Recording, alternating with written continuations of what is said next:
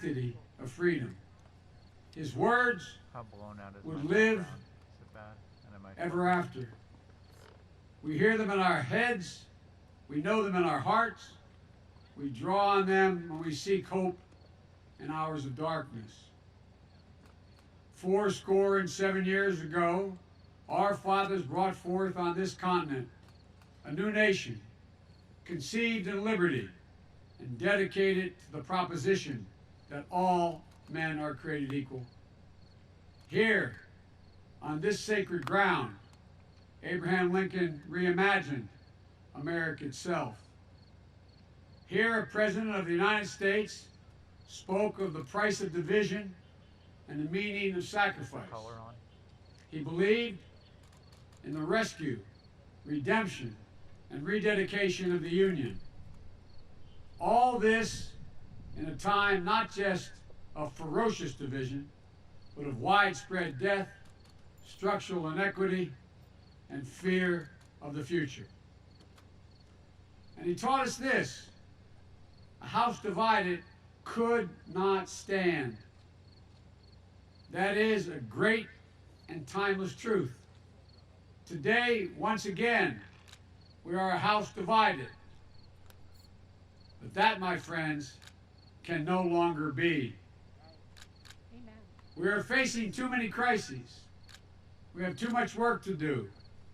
We have too bright a future to have it shipwrecked on the shoals of anger and hate and division. As we stand here today, a century and a half later after Gettysburg, we should consider again what can happen when equal justice is denied, when anger and violence and division are left unchecked. As I look across America today, I'm concerned. The country is in a dangerous place. Our trust in each other is ebbing. Hope seems elusive. Too many Americans see our public life not as an arena for mediation of our differences, but rather they see it as an occasion for total, unrelenting partisan warfare. Instead of treating each other's party as the opposition, we treat them as the enemy. This must end. We need to revive the spirit of bipartisanship in this country, a spirit of being able to work with one another.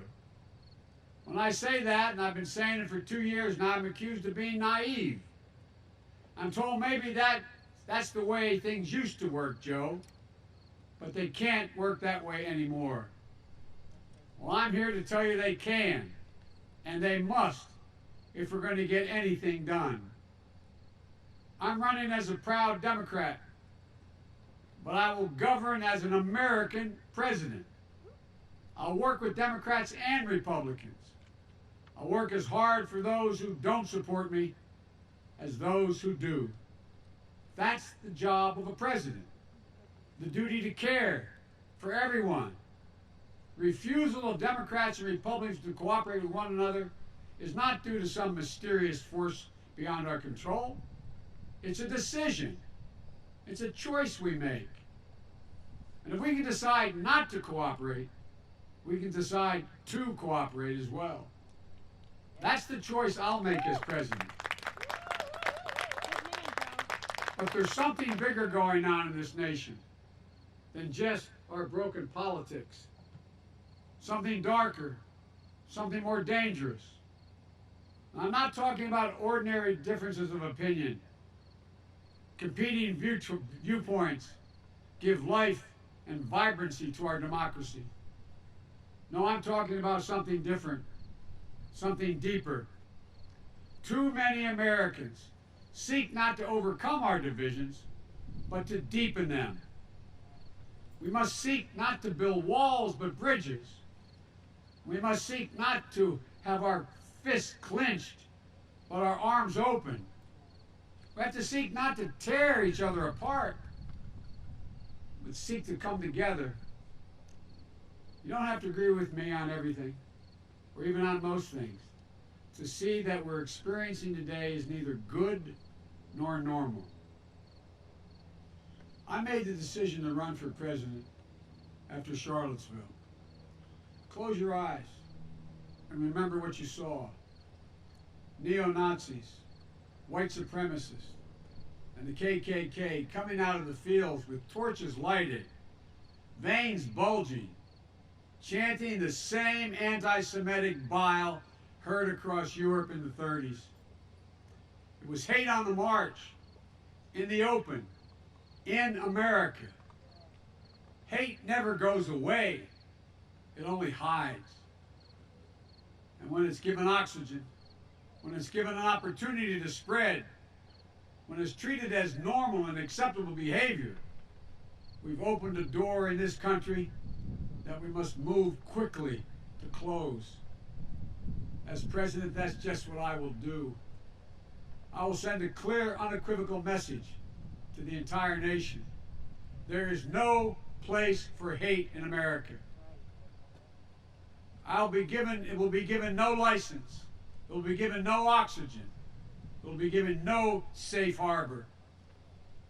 In recent weeks and months, the country has been riled by instances of excessive police force, heart-wrenching cases of racial injustice and lives needlessly and senselessly lost, by peaceful protesters giving voice to the calls for justice, by examples of violence and looting and burning that cannot be tolerated. I believe in law and order. I've never supported defunding the police, but I also believe injustice is real. It's a product of a history that goes back 400 years, the moment when black men, women, and children first were brought here in chains. I do not believe we have to choose between law and order and racial justice in America. We can't have both. This is a nation strong enough to both honestly face systemic racism and strong enough to provide safe streets for our families and small businesses that too often bear the brunt of this looting and burning. We have no need for armed militias roaming America's streets, and we should have no tolerance for extremist white supremacy groups menacing our communities. If you say we should trust America's law enforcement authorities to do the job, as I do, then let them do their job without extremist groups acting as vigilantes. If you say we have no need to face racial injustice in the country, you haven't opened your eyes to the truth in America. There have been powerful voices for justice in recent weeks and months. George Floyd's 6-year-old daughter, who I met with, who looked at me and said in her small child's voice, "Daddy changed the world." Also, Jacob Blake's mother was another, when she said, "Violence didn't reflect her son, and this nation needed healing." And Doc Rivers, the basketball coach, choking back tears when he said, "We're the ones getting killed. We're the ones getting shot. We've been hung." It's amazing why we keep loving this country, and this country does not love us back. I think about that. I think about what it takes for a black person to love America. That is a deep love for this country that has for far too long never been recognized. What we need in America is leadership that seeks to de-escalate tensions, to open lines of communications, to bring us together, to heal, to hope. As president, that's precisely what I will do. We've paid a high price for allowing the deep divisions in this country to impact on how we deal with the coronavirus. 210,000 Americans dead, and the number's climbing. It's estimated that nearly another 210,000 Americans could lose their lives by the end of the year. Enough. No more. Let's just set partisanship aside. Let's end the politics and follow the science. Wearing a mask is not a political statement. It's a scientific recommendation. Social distancing isn't a political statement. It's a scientific recommendation. Testing, tracing, the development and ultimate approval and distribution of a vaccine isn't a political statement. It is a science-based decision. We can't undo what has been done. We can't go back. We can do so much better. We can do better starting today. We can have a national strategy that puts politics aside and saves lives. We can have a national strategy that will make it possible for our schools and businesses to open safely. We can have a national strategy that reflects the true values of this nation. This pandemic is not a red state or blue state issue. This virus doesn't care whether you live or where you live, what political party you belong to. It affects us all. It will take anyone's life. It's a virus. It's not a political weapon. There's another enduring division in America that we must end. The division in our economic life that gives opportunity only to the privileged few. America has to be about mobility. It has to be the kind of country where an Abraham Lincoln, a child of the distant frontier, can rise to the highest office in the land. America has to be about possibilities. The possibility of prosperity. Not just for the privileged few, but for the many, for all of us. Working people and their kids deserve an opportunity. Lincoln knew this. He said that a country had to give people, and I quote, an open field and a fair chance. An open field and a fair chance. That's what we're going to do in the America we're going to build together. We fought a civil war that would secure a union that would seek to fulfill the promise of equality for all. And by fits and starts, our better angels have prevailed again just enough against our worst impulses to make a new and better nation.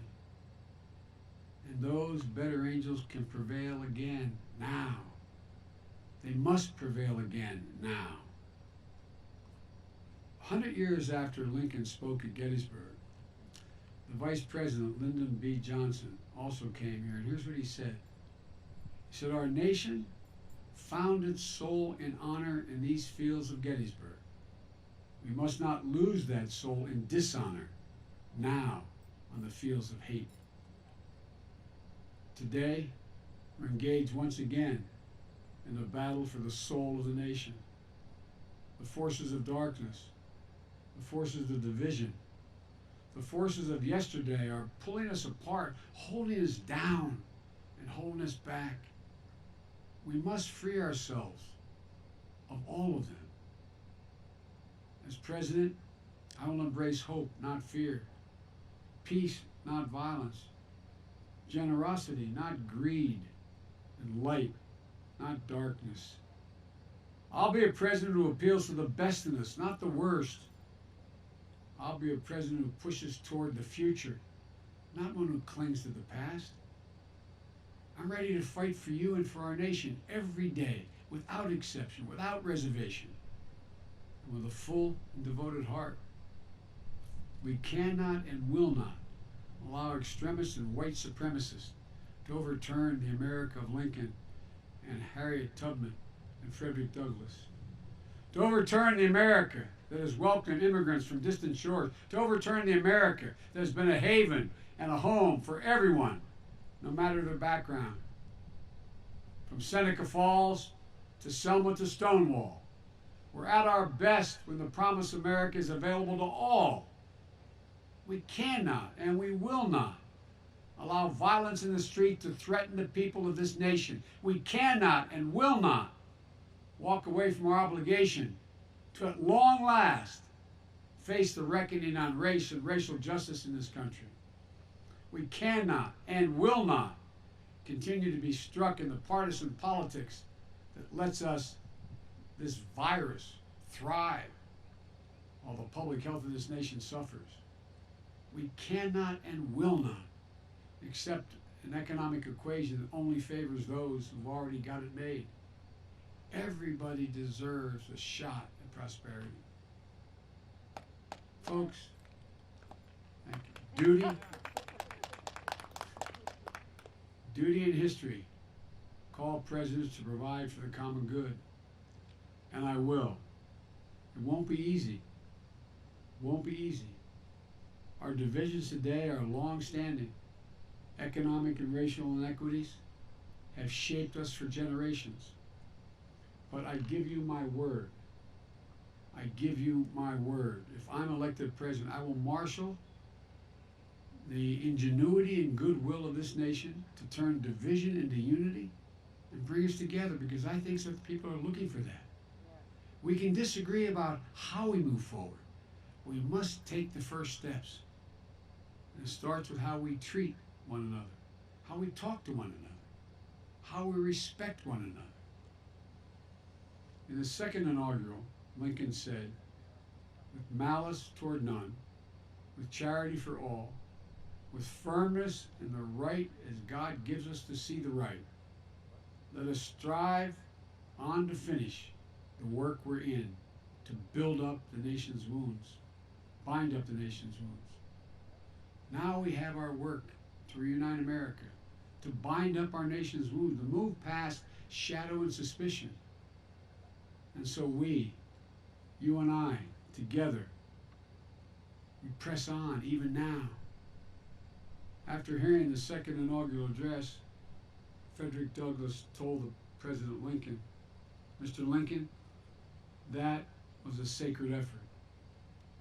We have to be dedicated to our own sacred effort. The promise of Gettysburg, that the new birth of freedom was at hand, I think it's at risk. Every generation that has followed Gettysburg has been faced with a moment when it must answer this question: whether it will allow the sacrifices made here to be in vain or be fulfilled. This is our moment to answer this essential American question for ourselves and for our time. And my answer is this: it cannot be that after all this country has been through, after all that America has accomplished, after all the years we have stood as a beacon of light to the world, it cannot be that here and now in 2020 we will allow the government of the people, by the people, and for the people to perish on this earth. No, it cannot, and it must not. We have it in our hands the ultimate power, the power to vote. It's the noblest instrument ever devised to register our will in a peaceable and productive fashion. And so we must vote. We will vote, no matter how many obstacles are thrown in our way, because once America votes, America will be heard. Lincoln said, the nation is worth fighting for. So it was, and so it is. Together, as one nation, under God, indivisible, let us join forces to fight the common foe of injustice and inequality, hate and fear.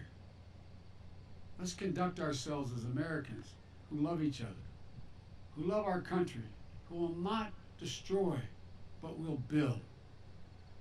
We owe it to the dead who were buried here at Gettysburg. We owe that to the living and to future generations yet to be born. You and I are part of a covenant, a common story of divisions overcome and hope renewed. If we do our part, if we stand together, if we keep faith with the past and with each other, then the divisions of our time will give way to the dreams of a brighter, better future. This is our work. This is our pledge. This is our mission. We can end this era of division. We can end the hate and the fear. We can be what we are at our best, the United States of America. God bless you all, and may God protect our troops. Thank you. We can do this.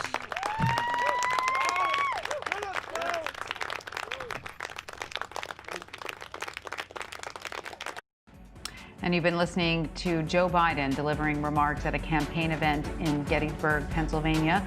We're going to take a quick break now, but we've got a lot more news ahead, so stay with us. This is CBSN, always on.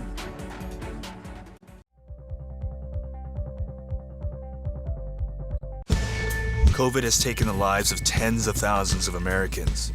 Rural areas like this here on Navajo Nation are especially hit hard.